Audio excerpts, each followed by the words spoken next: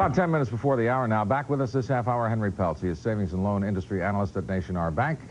And since the RTC Corporation was formed 2 years ago, 640 thrifts have failed. Good morning again. Good morning, Mark. First of all, let me ask you this.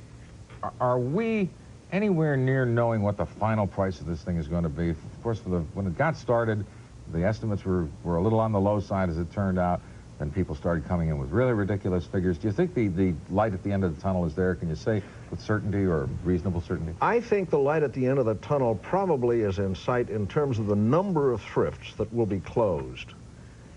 Now, there's still an awful lot of real estate that has to be sold, and the price that is obtained for that real estate will depend on economic conditions.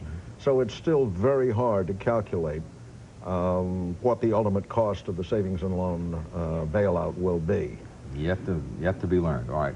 Let me ask you another question. They recently changed tactics in that they began packaging things rather than being a retailer. They kind of turned into a wholesaler. Seidman says he thinks that's the way to go. What do you think? Well, I think they probably ought to try and sell real estate and loans any way they can. Remember that the government doesn't have much experience in merchandising. The RTC now is trying some of the same things that the Federal Home Loan Bank did, the predecessor agency, in effect, to the RTC. They are packaging large quantities of mortgage-backed securities. They are collateralizing, for example, commercial real estate to try and sell it that way. They're trying to sell it any way they can. And I think that that's very much in the best interests of the country. You have to present things in a way that people want to buy.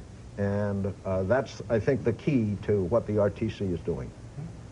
In our last half hour, we talked about the extreme criticism the agency has come under for not being efficient, for wasting money. Congress wants restructuring of the agency, and that's going to hold up funding. The agency needs the money to sell off the assets. What happens? Does it come to a standstill? Well, remember that Congress is talking about restructuring the regulators for all financial service companies. They've talked about merging the Office of the Comptroller of the Currency and the Office of Thrift Supervision.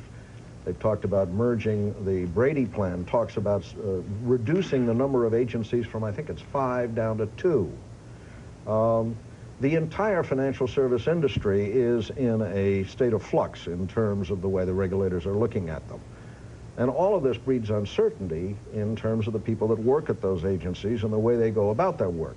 Can the RTC do its job with less money? Probably not.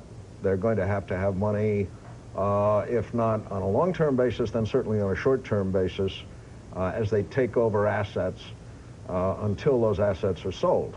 Does it need to be restructured? The RTC, I think probably all government agencies need to be restructured up to a certain point. Why don't we leave it at that, because we're out of time. Okay. A broad general statement to end it. Our guest this morning, Henry Peltz. Good to see you again, Henry. He is savings and loan industry analyst at Nation R Bank. We now have 7 minutes before the hour on CNBC FNN. Silver prices fell to 6-month lows.